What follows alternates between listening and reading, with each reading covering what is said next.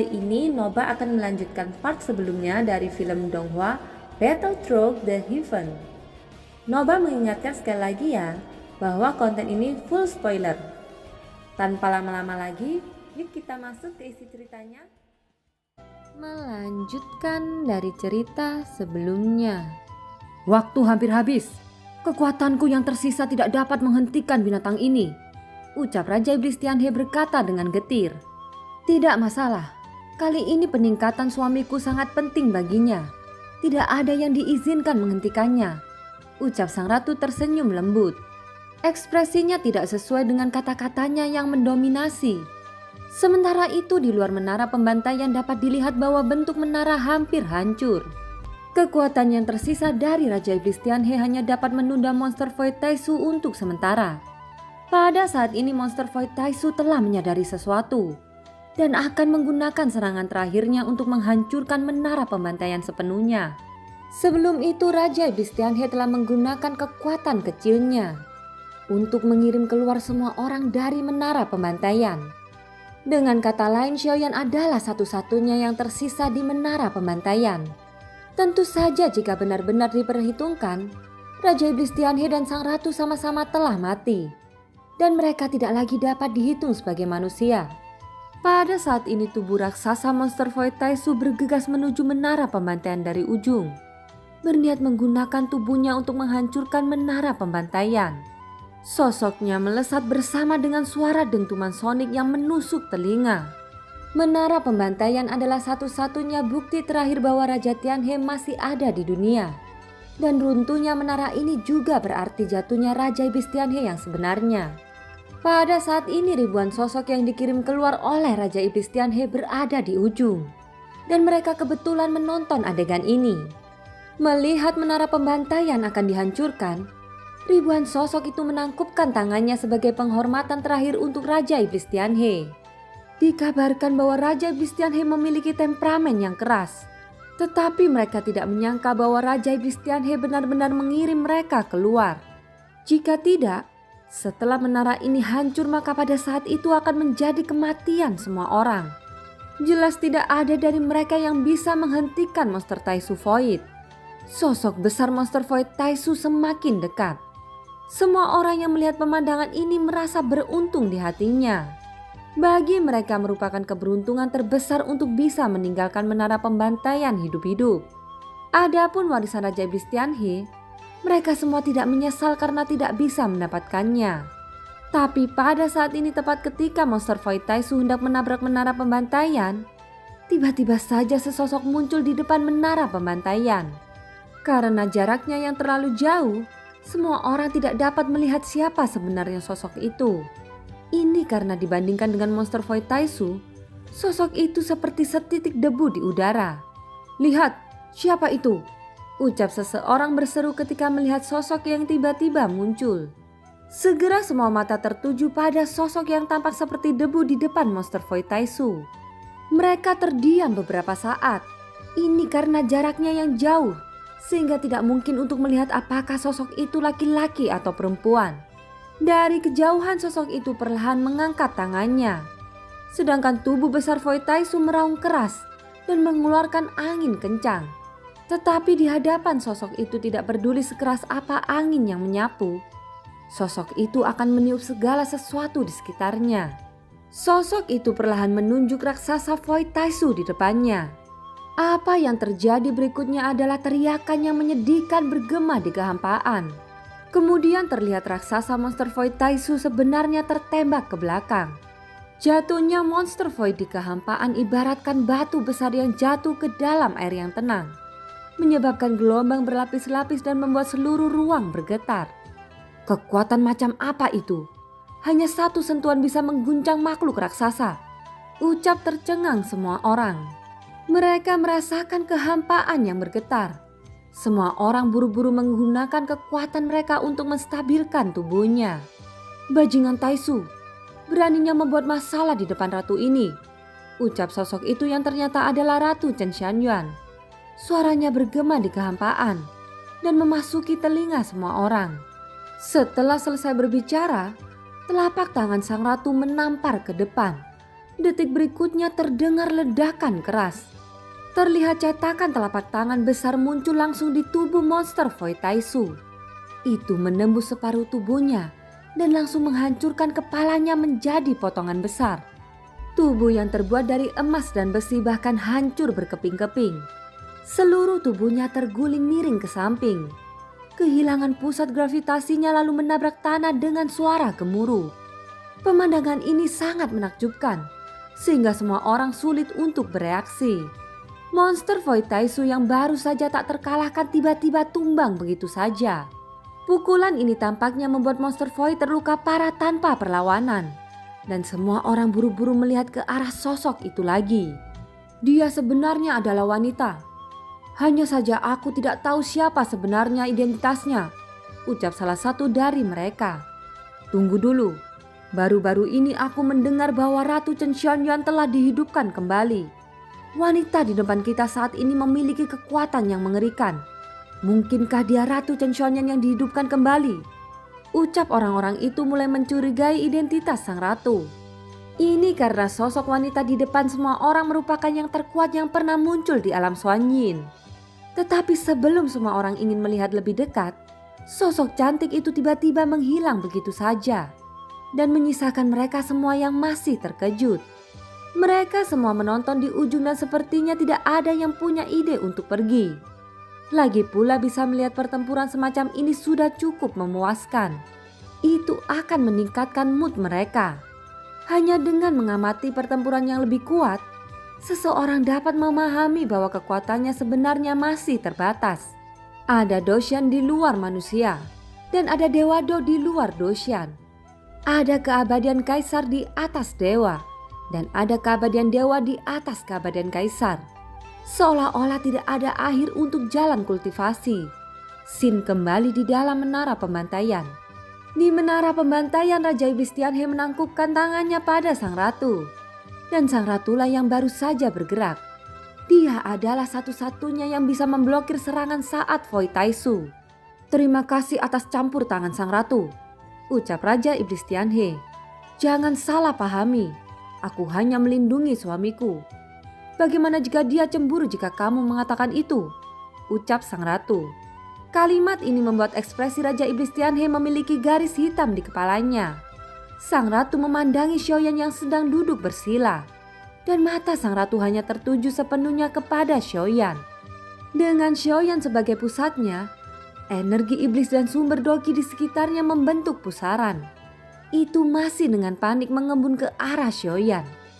Aura yang terpancar dari tubuh Xiaoyan berubah menjadi putih. Adapun fondasi dokinya, dia sudah menembus angka 5 miliar. Setelah menembus 5 miliar, bintang dokinya masih terus terkondensasi.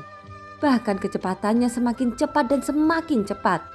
Adegan ini tidak seperti kondensasi normal, tetapi lebih seperti sumber doki yang terkandung di dalam meridian itu sendiri. Xiaoyan juga memperhatikan sesuatu yang aneh. Butuh beberapa saat untuk memahami mengapa sumber energi dan bintang doki di tubuhnya melonjak begitu dahsyat. Ternyata lautan bintang meridian gandaku bergabung menjadi satu. Ucap Xiaoyan juga cukup terkejut dengan ini.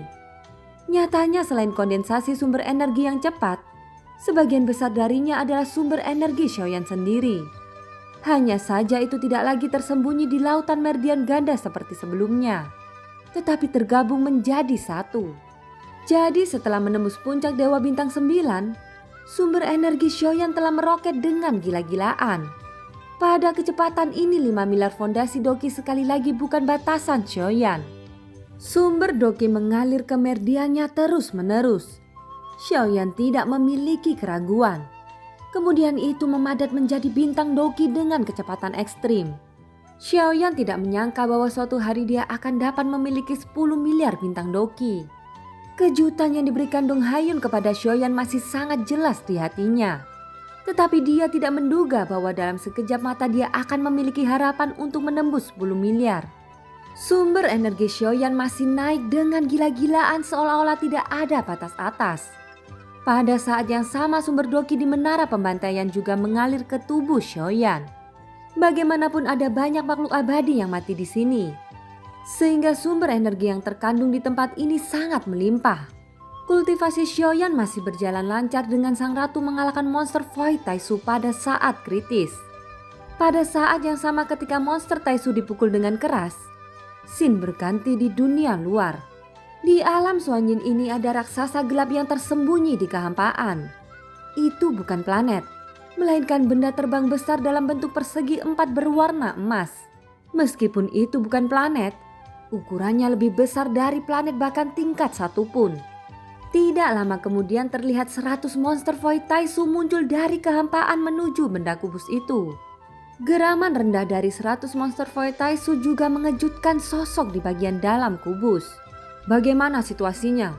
5 dari mereka meninggal pada waktu yang hampir bersamaan. Dan 1 monster Void Taisu memanggil bala bantuan. Apakah lokasinya telah dikonfirmasi? Ucap sebuah suara dari dalam kubus emas hitam. Sudah dikunci, jawab salah satu pria Taisu yang menunggangi monster Void Taisu. 701, bawa 20 pasukan ke sana. Kamu harus mencari tahu maksud dari orang yang membunuh 5 Taisu kita. Ucap suara dalam dari kubus emas itu. Setelah kata-kata itu jatuh, 20 sosok bergegas keluar dari kubus hitam. Cepat pergi, bawa 2 monster Void Taisu bersama kalian. Tangkap nyawa sebanyak mungkin. Pahami niatnya dan buat hidup mereka lebih buruk dari kematian. Ucap suara berat dari kubus emas terdengar lagi. Dan 20 orang menangkupkan tangan mereka. 2 monster Void Taisu memutar tubuh besar mereka. Dan 20 orang itu bergegas naik di atasnya menuju kehampaan. Setelah berjalan 10.000 kaki di depan, monster Void Taisu membuka mulutnya lebar-lebar. Bola cahaya melonjak keluar lalu menembak planet di ujung jauh. Saat berikutnya bola cahaya tiba-tiba meledak di kehampaan yang gelap dan cahaya yang menyilaukan menyapu sekeliling. Dengan keras kehampaan bergetar.